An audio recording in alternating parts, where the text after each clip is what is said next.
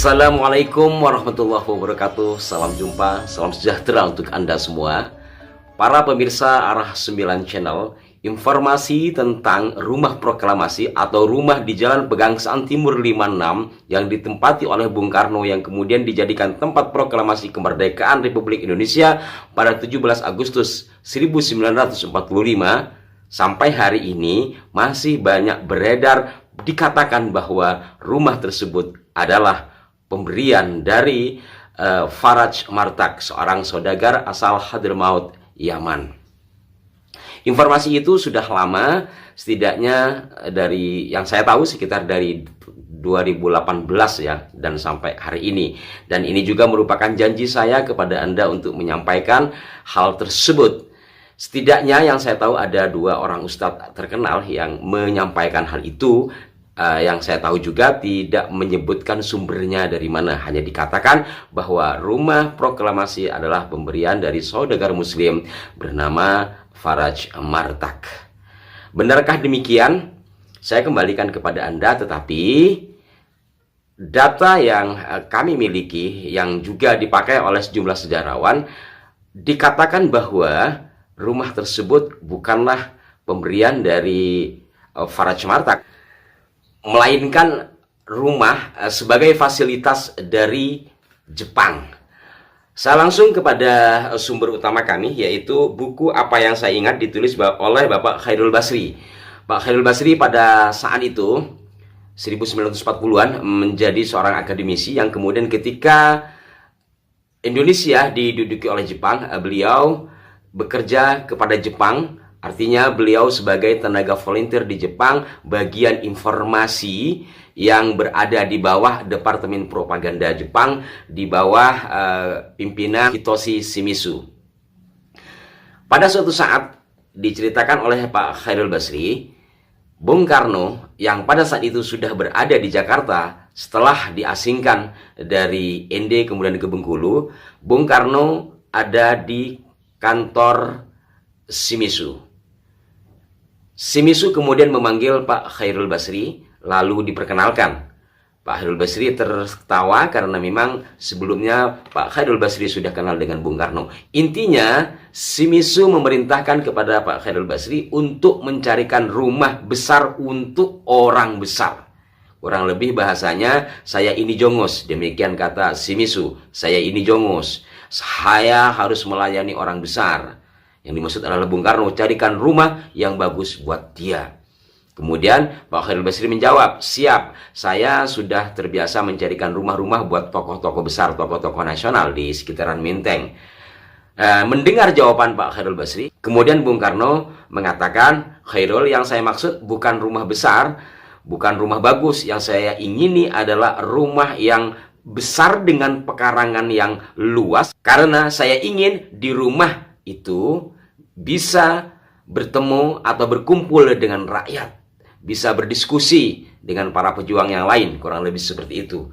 Mendengar jawaban Bung Karno, tersiaplah hati Pak Khairul Basri. Ini baru ada pemimpin seperti beliau. Ketika akan diberikan fasilitas rumah, beliau malah memikirkan rakyat, bukan hanya sekedar rumahnya bagus dan luas.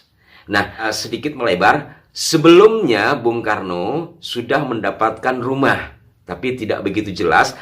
Rumah yang pertama ini, ketika beliau sudah pulang ke Jakarta dari Padang setelah sebelumnya dari Bengkulu, itu ada dalam buku Bung Karno Penyambung Lidah Rakyat yang ditulis oleh Cindy Adam. Di situ digambarkan rumahnya bagus, berada di depan jalan utama dan berlantai 2. Tetapi Bung Karno tidak suka dengan rumah tersebut.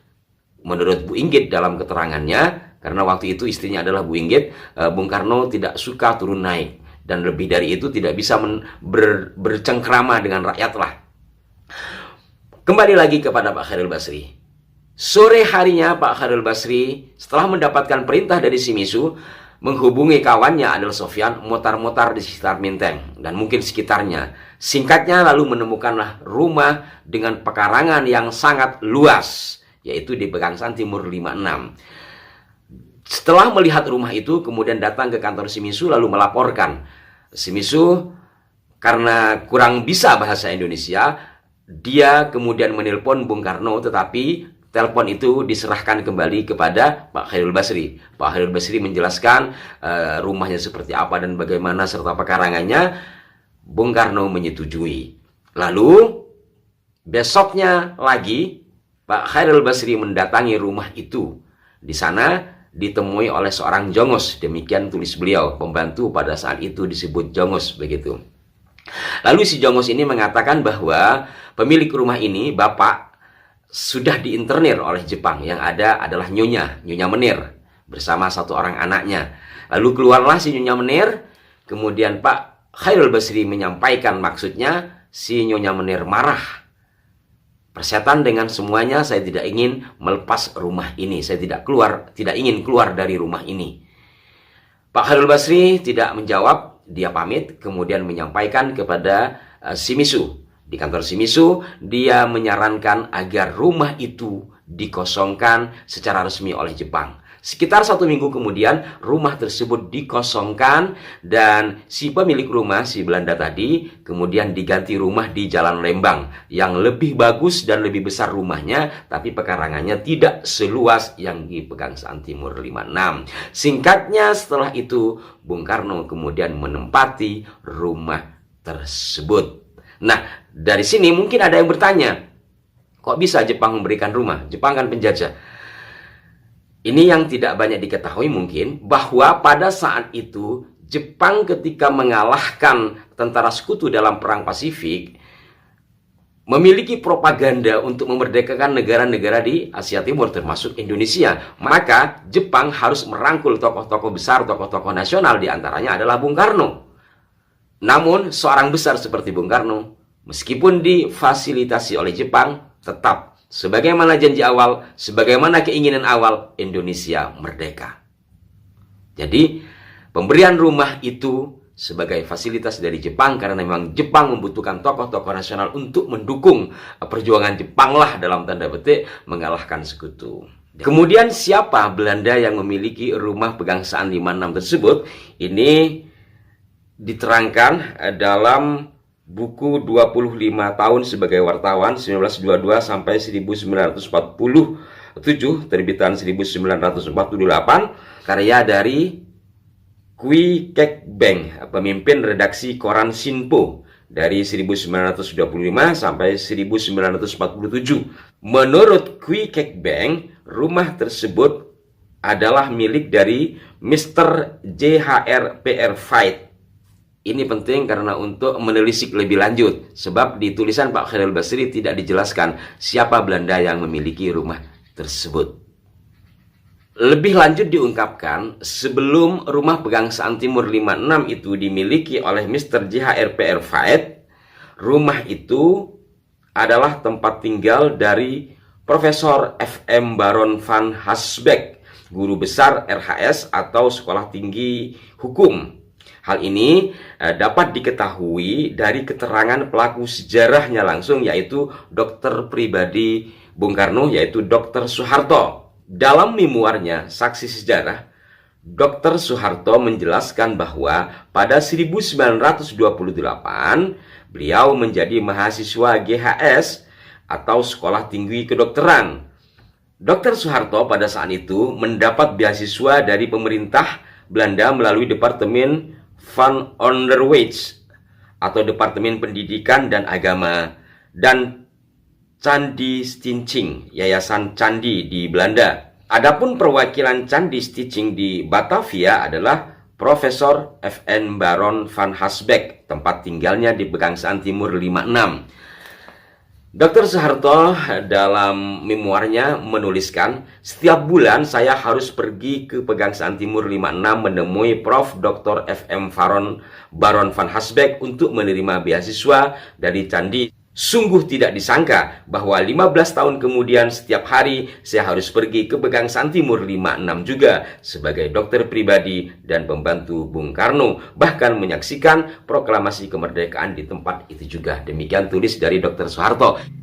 Intinya adalah bahwa rumah itu sebelum ditempati Bung Karno, beberapa tahun sebelumnya Dr. Soeharto yang merupakan dokter pribadi Bung Karno sudah sering bolak-balik ke rumah tersebut yang pada masa itu ditempati oleh Baron van Haasbeek. Setelah Baron van Haasbeek kemudian ditempati oleh Mr. JHR-PR Veit.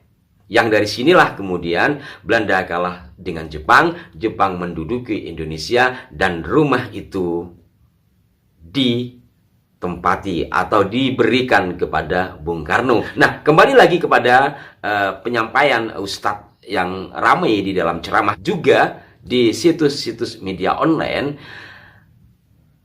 informasi bahwa rumah itu dikatakan pemberian dari Faraj Martak almarhum berdasarkan surat yang dikeluarkan oleh Insinyur M. Sitompul, Menteri Pekerjaan Umum dan Perhubungan pada tanggal 14 Agustus 1950.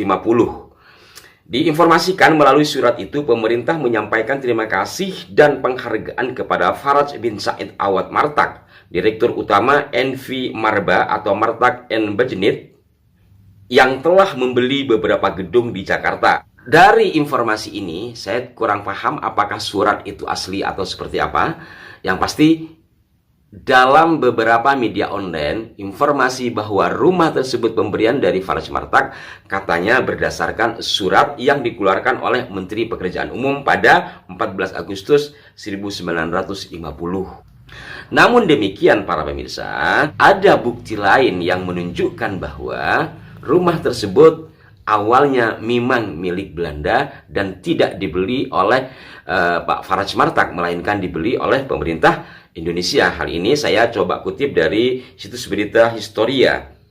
Diinformasikan koran Kengfo 5 Juli 1948 memberitakan bahwa gedung Pegangsaan 56 telah dibeli oleh pemerintah Republik Indonesia. Berikut ini lengkapnya. Judulnya adalah Gedung Pegangsaan 56 yang bersejarah, dibeli oleh Republik dengan 250.000 gulden. Baru-baru ini pemerintah Republik telah membeli Gedung Pegangsaan Timur 56. Ialah tempat historis atau bersejarah di Jakarta dan lebih terkenal dengan nama Gedung Republik Indonesia. Selebihnya insya Allah nanti saya akan cantumkan di layar, bisa Anda pelajari. Bahwa intinya koran Kengfo terbitan 5 Juli 48 memberitakan bahwa rumah itu milik warga Belanda yang kemudian dibeli oleh pemerintah Indonesia. Pemberitaan dari koran Kengfo menurut situs Historia mengenai pembelian rumah bersejarah ini kemudian juga disiarkan oleh koran berbahasa Belanda. Dua koran berbahasa Belanda, diantaranya adalah News Koran edisi Rabu 7 Juli 1948. Dan dari kedua informasi tersebut belum ditemukan bukti keterkaitan antara pembelian rumah oleh pemerintah Republik Indonesia di tahun 1948 dengan informasi sumbangan rumah Pegangsaan Timur 56 oleh Faraj Martak.